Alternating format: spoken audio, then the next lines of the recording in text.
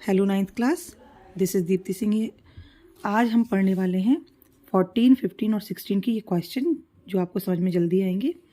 पढ़ते हैं। What was the doctors opinion about himself. Doctor का ओपिनियन अपने बारे में, खुद के बारे में क्या था। How did this opinion change after his encounter with the snake.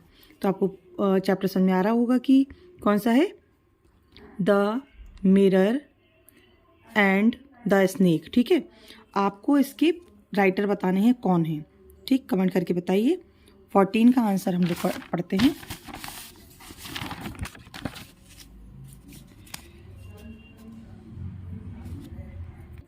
Okay, the doctors opinion about himself when he first smiles is that his smile is attractive and he is a handsome bachelor and a doctor too। जो doctor है उसका विचार है कि वो खुद में ही जब वो स्माइल करता है तो सोचता है कि उसकी स्माइल जो है बहुत ही अट्रैक्टिव है, वो हैंडसम है, मतलब हैंडसम बैचलर, क्योंकि उसकी शादी नहीं हुई है तो हैंडसम बैचलर भी है, और वो एक डॉक्टर भी है, मतलब प्राउड फील करता है। The doctors opinion about himself, खुद के बारे में विचार है। व्हेन ही फर्स्ट स्माइल, जब वो स्माइल करता है, इज दैट कि his smile is very attractive and he is a handsome bachelor and a doctor too means भी।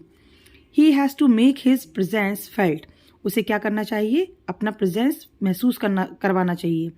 मतलब जब जहाँ भी है उसे लगना चाहिए कि वो डॉक्टर है, हैंडसम बैचलर है और उसकी स्माइल जो है बहुत ही ज़्यादा अट्रैक्टिव है। ड्यूरिंग द नेक्स्ट स्माइल, जब वो दूसरी बार मुस्कुराता है, he considers himself poor, foolish and stupid because the snake have struck him and he had no medicine in his room। Doctor तो था लेकिन जब स्नेक उसके सामने आया, उसका आमना सामना या एनकाउंटर हुआ उसका स्नेक के साथ, तब उसके घर में एक एज अ डॉक्टर एक भी मेडिसिन नहीं थी। तो वो अपने आप को फील करता है कि वो एक फूलिश एंड स्टूपिड है, बिकॉज जब स्नेक ने उसके ऊपर स्ट्राइक किया तब उसके पास एक भी मेडिसिन नहीं थी। क्वेश्चन नेक्स्ट देख लेते हैं 14 का। Do you agree with Margie that schools today are more fun. क्या आप सहमत हैं, डू यू एग्री मतलब क्या आप सहमत हैं मार्गी से कि जो स्कूल हैं अभी मोर फन, बहुत ही अच्छे हैं, than the school in the story. School जो स्टोरी बताए हैं कौन से वाले, जो मैकेनिकल टीचर होते हैं, घर में ही आपका स्कूल होता है, वो मतलब ऐसे ही हैं, उससे ज़्यादा मोर फन होता है जो आप अभी स्कूल में जाते हैं। Give reasons for your answer. तो आंसर होगा yes I agree with Margie, मैं मार्गी से सहमत हूँ कि schools today are more fun than the school in the story, कि जो आजकल के स्कूल हैं वो ज़्यादा मज़ेदार हैं बजाय जो स्कूल बताए हैं स्टोरी में। In the story there is no interaction among the student. जो स्टोरी में बताया है वहाँ इंटरेक्शन नहीं होता, बातचीत नहीं होती स्टूडेंट के बीच में। जैसे आप आते हैं क्लास में, बहुत सारे लोग बैठे होते हैं, एक दूसरे से बात करते हैं, इंटरेक्ट करते हैं, यानी कि इंटरेक्शन नहीं होता है उस स्कूल में जो स्टोरी में गिवन है। रिगार्डिंग स्टडीज़ के बारे में कि कौन सा होमवर्क मिला, कौन से टीचर ने क्या पढ़ाया, कैसी बात की, तुम्हें समझ में आया कि नहीं आया। Studying and answering question seems to be a boring idea. जो स्टोरी में गिवन है वहाँ पे पढ़ाई और क्वेश्चन आंसर ऐसे प्रतीत होते हैं जैसे वो बोरिंग हैं। During homework without anyone's help and writing them in a punch code is very also very draining. मतलब ड्यूरिंग होमवर्क, जो होमवर्क है और होमवर्क करना है विदाउट एनीबडीज हेल्प, किसी की हेल्प के बिना, और राइटिंग दैम, उनको लिखना, in a punch code is very draining, मतलब या बोरिंग भी कह सकते हैं, ड्रेनिंग कह सकते हैं, या फिर वेरी डिफ़िकल्ट, क्योंकि मार्गी को वो अच्छा नहीं लगता था, और या फिर वेरी अनइंटरेस्टिंग। तो जो होमवर्क है वो बिना किसी की हेल्प के और उनको पंच कोड में लिखना, ये बहुत बड़ा मुश्किल टास्क था, या ड्रेनिंग है, या फिर बहुत ही ज़्यादा डिफ़िकल्ट है। ओके, इसको एक बार और पढ़ लेते हैं। Yes I agree with Margie that schools today are more fun than the school in the story. In the story there is no interaction among the student. यहाँ अमंग क्यों है, स्टूडेंट्स दो से ज़्यादा हैं। Regarding studying and answering question seems to be a boring idea. During homework without anybody's help and writing them in a punch code is very draining. Okay, question number 15, right the central idea of the poem the road not taken. तो road not taken किसने लिखी है? Robert Frost ने। इसको हम central idea कैसे लिखेंगे? बहुत इजी है ये, आप हर एक पोएम के सेंट्रल आइडिया में इंक्लूड कर सकते हैं 2-3 लाइन, जैसे द पोएम एंड टाइटल। तो आपको पोएम का नाम अकॉर्डिंग टू द क्वेश्चन आप लिख लेंगे। फिर आपको हर एक पोएम के पोएट भी पता है, तो उस जो written by very popular poet उसका नाम लिख देंगे। अमेरिकन की जगह अगर आपको पता है कि वो किस चीज़ से बिलोंग करते हैं, किस जगह से, तो लिखेंगे, नहीं तो अपने वेरी फेमस या वेरी पॉपुलर पोएट उसका नाम लिख देंगे। तो चलिए पढ़ते हैं। The poem entitled the road not taken is very famous poem written by very popular American poet Robert Frost. आप ये भी इंक्लूड कर सकते हैं, the full name of Robert Frost is Robert Lee Frost. Robert के बाद LEE और जोड़ देंगे तो इनका फुल नेम हो जाता है। The central theme of the poem is conformity versus individuality. Conformity और इंडिविजुअलिटी के बारे में बात हो रही है कि देखिए इसका मतलब मेन क्या है थीम। सपोज जो लोग करते हैं वही काम अगर हम करते हैं तो वो तो नॉर्मल बात है, बट यहाँ पे इंडिविजुअलिटी की बात हो रही है। सपोज लोगों ने कैसा भी काम किया है बट उसको डिफरेंट तरीके से काम करना चाहते हो अगर आप, तो वो आपका डिसीजन मेक करना खुद की ऊपर डिपेंड करता है। उस तरह से आप अपनी लाइफ को बिल्कुल डिफरेंट वे में चला सकते हैं। The central theme of the poem is about conformity versus individuality. The poet, आप पोइट की जगह क्या लिख सकते हैं? हीरो। और न्यू वर्ड आप सीखेंगे आज प्रोटैगनिस्ट, कि मतलब जो पोइट हैं, जो हीरो है, प्रोटैगनिस्ट है। नहीं तो सिंपल भाषा में आप क्या लिखेंगे? The poet is faced with a choice in life. जीवन में उसे चॉइस करना पड़ती है, बातें डिसीजन बनाने पड़ते हैं। And he has to decide, उसे डिसाइड करना पड़ा whether he will do as people have done before him, कि लोगों ने जैसे उससे पहले काम किए हैं, जिस तरीके से किए हैं, जिस ट्रिक से किए हैं, और या फिर उसे क्या करना पड़ेगा? If he should try something new, या फिर उसे क्या करना चाहिए? कुछ नया तरीका अप्लाई करना चाहिए अपनी लाइफ में डिसीजन से। ये बात ऐसे ले सकते हैं जैसे आप 9th-10th में हो जो बच्चे, तो आप मैथ्स साइंस लेते हो, बच्चे मैथ्स ले रहे हैं तो आप भी मैथ्स ले लेते हो, साइंस लेते हो तो साइंस ले लेते हो, दोस्त जो करते हैं वो हम कर लेते हैं।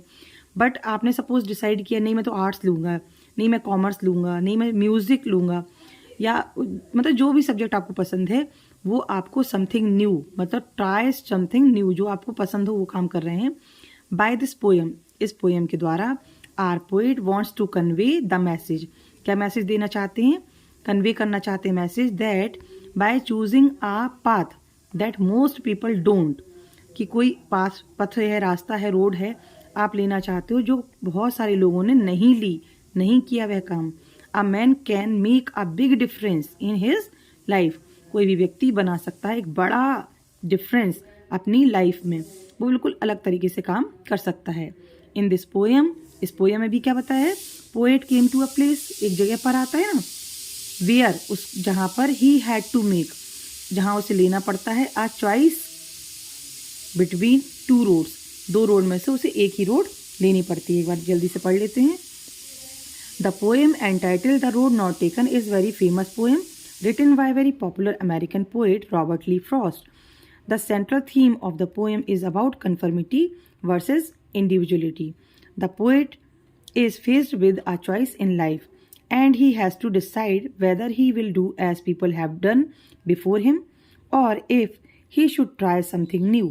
By this poem, our poet wants to convey the message that by choosing a path that most people don't, a man can make a big difference in his life.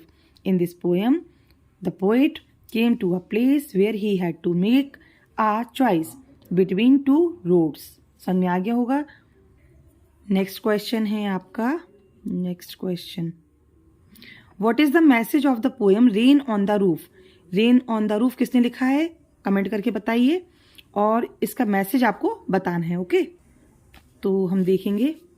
The poem rain on the roof conveys the message, message देता है कि rain is mother's nature way of showering, showing her healing and therapeutic properties. जैसे mummy हम लोग को प्यार करती हैं, माँ हमें बहुत प्यार करती है, ऐसी जो रेन है रूफ पर आ रही है वो बिल्कुल मदर लाइक, मदर के नेचर की तरह हमें शो दिखा रही है। हीलिंग मतलब हमें हील कर रही है, थेरेपी दे रही है, ये प्रॉपर्टीज के साथ ये उनके पास वैल्यूज़ हैं।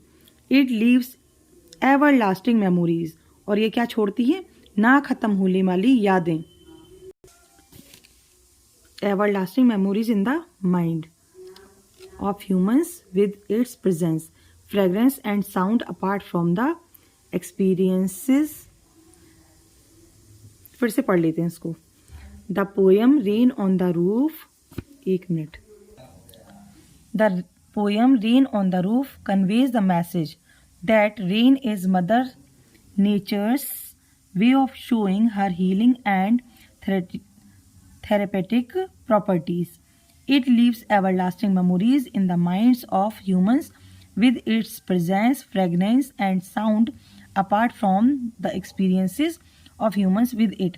The rain refreshes the human mind by helping it to relieve and recollect pleasant memories of the past.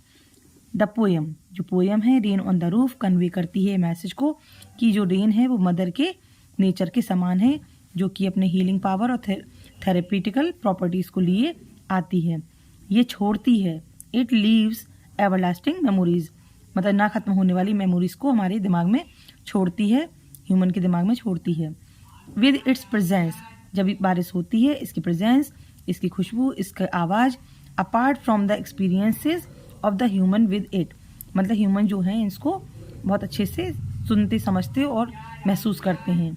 The rain refreshes, जो रेन है, बारिश है, रिफ्रेशमेंट का काम करती है, ह्यूमन माइंड को किस तरह से हेल्प करती है, ये रिलीव देती है, रिकलेक्ट करती है प्लीजेंट मेमोरीज, अच्छी यादों को ऑफ द पास्ट, जो पुरानी यादें हैं उनमें से अच्छी मेमोरीज को रिकॉल करती हैं। ओके, नेक्स्ट क्वेश्चन है, justify the title of the story the kingdom of fools in your own words.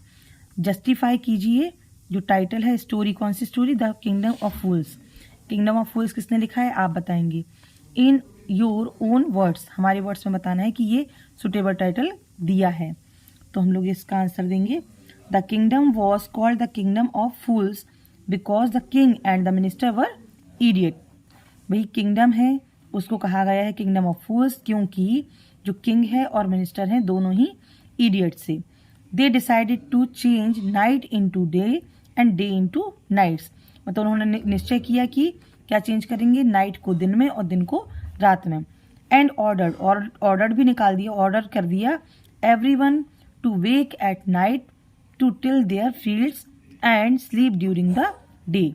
आप इतना कर लें, order everyone to wake at nights and sleep during the day, मतलब उल्टा चलाना चाह रहे हैं, तो ही किंगडम ऑफ फूल्स, इसका नाम बिल्कुल सही टाइटल दिया गया है। फिर से पढ़ लेते हैं। The kingdom was called the kingdom of fools because the king and the minister were idiots. They decided to change nights into days and day into night and ordered to wake at night and sleep during the day. दिन के दौरान सोने को बोला। Last one is what values did Olga exhibit while saving the life of Lashkov? Lashkov कौन है, bagger. Olga कौन है, कुक। एडवोकेट क्या है, कुक, और एडवोकेट का नाम क्या है, सरजी। अब वैल्यूज़ बताना है, क्या बाहर निकल के आती हैं या किस तरह से वो उसको लश्कॉफ की लाइफ को सेव करती हैं। Olga takes pity on Lushkoff, Lushkoff के ऊपर उसे दया आ जाती है। क्यों आती है, शी नोज, वो जानती है, that such a weak man can't chop wood, कि ऐसा बिल्कुल वीक कमज़ोर व्यक्ति नहीं कर सकता, क्या नहीं कर सकता, लकड़ी को नहीं काट सकता। She saved him by rousing the positivity in him, मतलब उसके अंदर पॉजिटिविटी, या पॉजिटिविटी को हिंदी में क्या बोलेंगे, उसके अंदर आशावादिता उत्पन्न करने का काम किया। That had got suppressed due to his alcoholism, और जिसको मतलब क्या, जिसकी वजह से वो सप्रेस्ड हो गया, मतलब जो वो ड्रिंक करता था उसकी वजह से वो सप्रेस्ड रहता था, उसको पॉजिटिव वे में लाने का काम ओल्गा ने किया। देखते हैं फिर से। Olga takes pity on Lushkoff, she knows that such a weak man can't chop woods, she saved him by rousing the positivity in him that had got suppressed due to his alcoholism, मतलब उसकी कि मैं कुछ काम कर सकता हूँ कि नहीं कर सकता हूँ, कि मैं अच्छा काम हो सकता है कि नहीं। उसे ऐसा लगता था कि वो बहुत बीमार है, अल्कोहलिज्म के कारण वो बहुत ज़्यादा सप्रेस्ड हो गया था, जिसको ओल्गा ने राइज़ किया। ओके, आज के लिए इतना ही काफ़ी है। Thank you.